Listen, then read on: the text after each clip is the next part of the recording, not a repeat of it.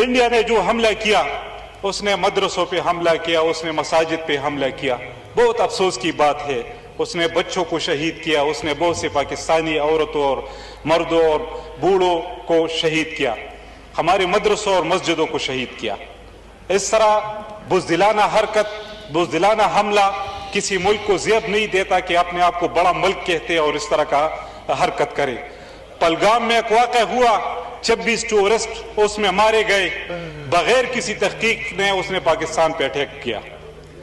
इसके अलावा उसने ड्रोन अटैक्स भी किए, रात को उसने लाहौर पे, रावलपिंडी पे, कराची पे और मुख्तलिफ शहरों पे ड्रोन अटैक्स भी किए। अब ये बात सोचने की है कि हम इतनी ताकत है, पूरी मुस्लिम उम्मा में वाहिद मुल्क पाकिस्तान इतनी ताकत है, उस पर कोई इस तरह के अटैक करे और उस पर हम खामोश हो जाए। कल जब वज़ीर-ए-आज़म असम्बली में आए तो हम ये एक्सपेक्ट कर रहे थे कि जिस तरह इमरान खान ने पुलवामा वाक़या जब हुआ 2019 में, उसने जो जवाब दिया था, तो इसी तरह प्राइम मिनिस्टर की तरफ से वो स्ट्रांग जवाब मिलेगा।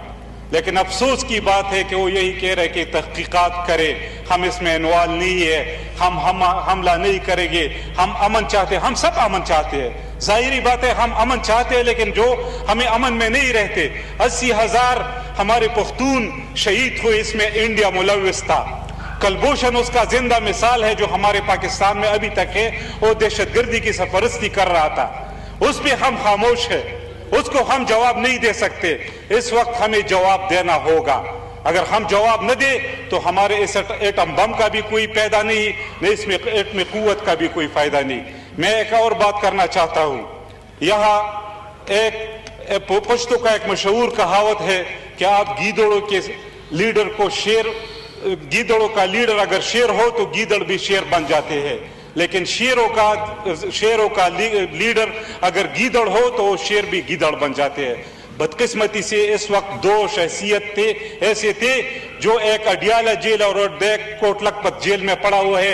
एक का नाम है इमरान खान और दूसरी का नाम है शाह महमूद कुरैशी। अगर वो आज बाहर होते और वो इस कुर्सी पे बैठते तो पता चल जाता मोदी को किस तरह जवाब देना होता है, पता चल जाता कि हिंदू को कि किस तरह पाकिस्तान की तरफ से स्ट्रांग जवाब आ जाता है। लेकिन बदकिस्मती से आज हमारी लीडरशिप में वो कैपेबिलिटी नहीं है। वो समझ रहे हो, समझ रहे हो, समझ रहे हो ना? जरूरत है, पूरी पाकिस्तान को एक होने की जरूरत है। यहाँ पे आप क्या कर रहे हैं? कल जो फैसला हुआ मिलिट्री कोर्ट का कि सिविलियन का ट्रायल मिलिट्री कोर्ट में होगा, इस तरह होता है कौम में, इस तरह होता है जब मुल्क पे जंग मुसल्लत हो और आप इस तरह के फैसले करें। वो लीडर जिसने 2/3 मेजॉरिटी से इलेक्शन जीता था, जो हकीकी वज़ीर आज़म है, उसने उसको अपने जेल में डाला है, और वो लोग जिसने 17 सीटें जीती है वो आज हमारी लीडरशिप कर रही है। तो किस तरह ये मुल्क यूनाइटेड होगा? मुल्क तब यूनाइटेड होगा जब हम हमारे मुल्क के साथ, हमारे सबसे पॉपुलर लीडर के साथ, हमारे अवाम के साथ जो बेइंसाफियां हो रही है वो बेइंसाफियां खत्म हो। जब हम एक हो जाए, इमरान खान बाहर आ जाए, शाह महमूद कुरैशी बाहर आ जाए, हमारी लीडरशिप, हमारे वर्कर बाहर आ जाए, और हम एक होके इमरान खान के एक ट्वीट पे पूरी दुनिया में एक ट्वीट चलता है और इसके बयान को कोई चलाया भी नहीं जाता।